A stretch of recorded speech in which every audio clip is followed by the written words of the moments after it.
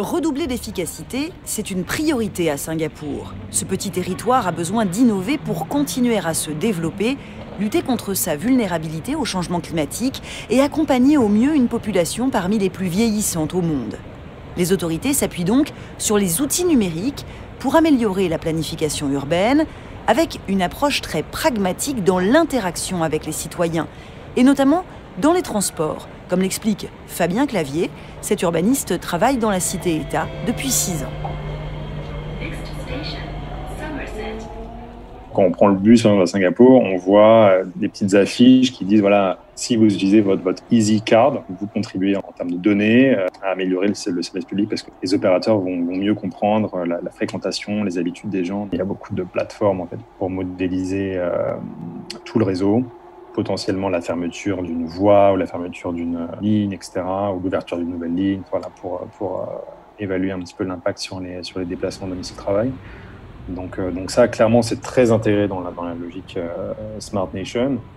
Dans la Smart Nation, la vision est certes portée par le gouvernement, mais dans l'exécution, il y a une collaboration forte avec les acteurs de l'innovation, et notamment les start-up, très avantagés. C'est ce qui a séduit Ramesh Rajenteran, fondateur de Mia Health, une start-up du secteur de la santé. Les autorités appliquent une politique de financement très active à travers divers leviers, comme des garanties pour des prêts de soutien, la mise en relation entre les entreprises, un régime fiscal favorable et une aide à l'internationalisation. Chez Mia Health, c'était une évidence pour nous de baser notre siège à Singapour, d'autant que nous avons des ambitions internationales. L'urbaniste Fabien Clavier, auteur de nombreuses études sur la ville et aujourd'hui consultant auprès de la Banque mondiale, considère le modèle singapourien comme particulièrement abouti car il s'est affranchi de tout gadget. C'est bien une vision de long terme avec la volonté d'accompagner le développement de la ville. Mais l'expérience singapourienne reste très difficilement réplicable. Il y a beaucoup de smart cities dans le monde, mais ces villes ne sont pas des États. Donc elles n'ont pas la capacité, par exemple, de créer une identité digitale ou la possibilité de créer des systèmes de paiement digitaux. Donc Singapour, en fait, a cette capacité à utiliser ses fonctions régaliennes. Et Singapour poursuit sur sa lancée. Le gouvernement vient d'annoncer un nouveau plan quinquennal en faveur de la recherche, de l'innovation et de la création d'entreprises, soutenu par pas moins de 25 milliards de dollars de financement public. Voilà, retour à Paris. Nous quittons Singapour. Pendant ce reportage, Valère Pelletier s'est installé à notre table. Bonjour. Bonjour Thomas. Vous êtes directeur général de la Business Unit RATP Solutions Ville depuis le 1er janvier 2021. Et auparavant, vous étiez directeur de la stratégie et du développement du groupe RATP. On vient d'écouter donc ce reportage à Singapour qui apparaît à la fois comme un lieu modèle de l'expérience voyageur et une réussite de la ville intelligente. Est-ce que c'est inspirant pour vous ?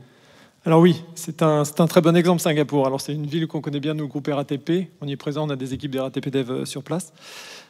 Singapour est très illustratif des tensions de la ville. On l'a vu, tensions climatiques, tensions physiques, tensions économiques. C'est important de le rappeler aussi. Après, je pense que c'est plutôt un prototype qu'un archétype, dans le sens où vraiment c'est un exemple qu'on aura du mal à répliquer, mais il est, je pense, inspirant. Après, je pense qu'il illustre aussi le paradoxe de la Smart City, un mot dont on parle beaucoup, qui a été galvaudé avec le terme Smart, intelligence. Qu'est-ce que l'intelligence pour une ville ? Là, en l'occurrence, on sent bien que la technologie est très forte.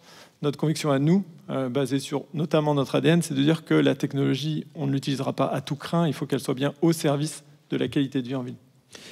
Aujourd'hui, avec ce qui se dessine, ce qu'on n'a d'ailleurs pas arrêté de dessiner depuis le début de cette émission, il faut prendre soin des villes, il faut prendre soin des collectivités. Oui, et leurs habitants, en fait, elles font face, on l'a bien entendu, notamment avec Francis Pisani, à toute une somme de tensions qui s'appliquent à elles. On l'a vu encore dans le cas de Singapour. Elles ont besoin, pour traverser cette période tumultueuse, elles ont besoin d'un partenaire de confiance, d'un partenaire qui soit pragmatique, d'un partenaire qui apporte des solutions. Et le groupe RATP est historiquement le partenaire d'une métropole mondiale, Paris et sa région, et qu'on a développé dans ce cadre-là des savoir-faire multiples. Ces savoir-faire, on les a aussi développés dans plus de la centaine de villes dans lesquelles on est également présent de par le monde avec RATP Dev. Et en fait, aujourd'hui, nous passons un cap pour officialiser peut-être ce que nous sommes déjà depuis un certain temps, à savoir un partenaire de valeur, un partenaire multidisciplinaire pour les villes et les collectivités. Et donc ces expertises qu'on a entendues, dont vous venez de parler, qui sont ceux du groupe, se matérialisent à travers une offre dédiée. Voilà, par la création d'une offre dédiée, RATP Solutions Ville, Donc des solutions pour les villes, c'est quelque chose qu'on revendique déjà depuis un certain temps. Quand le groupe dit la villa de l'avenir, ou en anglais Moving Towards a Better City, c'est aussi ça que ça dit. Donc on est un acteur pluridisciplinaire. Et aujourd'hui, on parle concret, on parle business, on parle contrat. Donc si notre cœur de métier reste le transport, nos domaines de compétences qui se sont développés sur le cœur de métier, ils se sont enrichis au fil de l'eau. On fait de la gestion de l'énergie avec des grands projets comme la transition énergétique sur notre flotte de 4700 bus, le projet Bus 2025 dont il était question en introduction, la gestion d'un réseau d'énergie haute tension que nous gérons au quotidien. Sur les télécoms également, avec de la fibre optique qu'on vend depuis plus de 20 ans, plus de 2000 km de fibre optique sous nos pieds, la ville souterraine, comme le disait la présidente en introduction, le développement de la 4G, du Wi-Fi. Donc les télécoms, nous sommes dans le concret. Sur l'immobilier, on a plus de 8700 logements sociaux dans le groupe RATP. Depuis plus de 60 ans, nous développons cette activité. Elle est en croissance. On fait de la gestion de sites industriels et tertiaires. Bref, nous avons des compétences très concrètes développées dans le cadre du transport public et que nous mettons désormais à destination des villes. Et justement, ces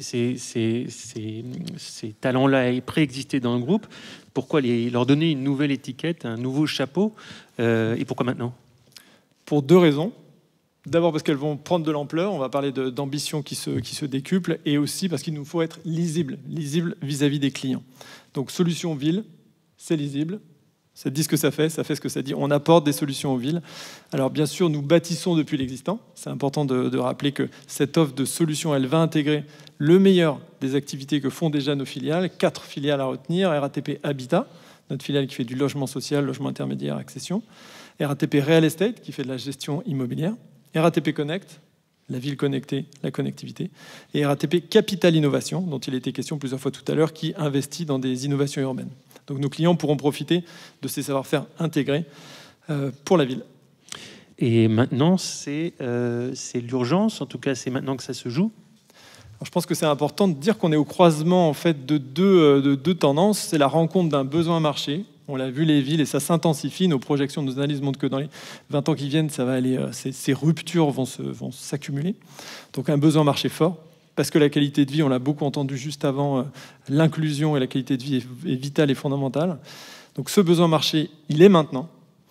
Et ça correspond aussi à une dynamique stratégique du groupe RATP où, parce qu'on le sait très bien, l'ouverture à la concurrence de nos marchés progressives font que nous avons besoin de trouver des relais de croissance. Ces relais de croissance, ils sont déjà été lancé avec la création des RATP Dev il y a quasiment 20 ans. Et maintenant, en complément du succès des RATP Dev, c'est important, au-delà de la mobilité, d'aller chercher des relais de croissance supplémentaires. Alors, il y a un élément dont vous avez parlé et qui avait été aussi dit un peu plus tôt dans l'émission. Le groupe RATP est un acteur de la connectivité en ville. Ça veut dire quoi? Alors, ça veut dire que, et on le sait assez peu, mais en fait, on a 2000 km de fibre, comme je le disais à l'instant. En fait, le réseau, chaque sortie de station de métro ou de RER est aussi un point d'accès à un réseau télécom de très haute capacité qui peut véhiculer les données dont aujourd'hui, on a beaucoup entendu parler de la connectivité dans les transports. Aujourd'hui, la RATP fournit des services de fibre optique à toute une gamme de clients, par exemple à la Banque de France ou des grands groupes internationaux.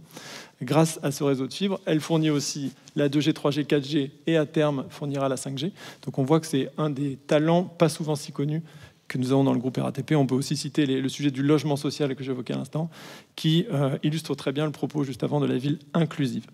Donc peut-être qu'en conclusion, pour bien rappeler qu'il y a donc 5 secteurs qui vont être adressés par cette BU Solutions Ville. Ce secteur, c'est les télécoms, je viens d'en parler, avec la connectivité, la fibre, la 4G, bientôt la 5G, l'énergie, la gestion des infrastructures énergétiques en ville, la révolution de l'électromobilité que nous accompagnons, l'immobilier avec de grands projets urbains, des logements sociaux, la logistique urbaine avec une tendance de fond qui a été évoquée plusieurs fois, la convergence des flux, on en a beaucoup parlé, convergence des mobilités des biens et des personnes. Il faut converger les infrastructures et les flux, c'est fondamental. Et en ça, le groupe RATP a des compétences et des actifs à faire valoir.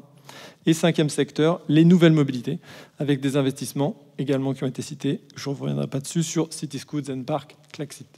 Valère Pelletier, merci beaucoup. Vous avez fait la présentation en fait de Solutions Ville. On fait connaissance en quelque sorte. Enchanté. Et ça commence. Voilà, merci beaucoup. Merci d'avoir été avec nous et d'avoir été un des invités de cette émission, celle des vœux du groupe RATP en direct depuis le studio 104 de la Maison de la Radio.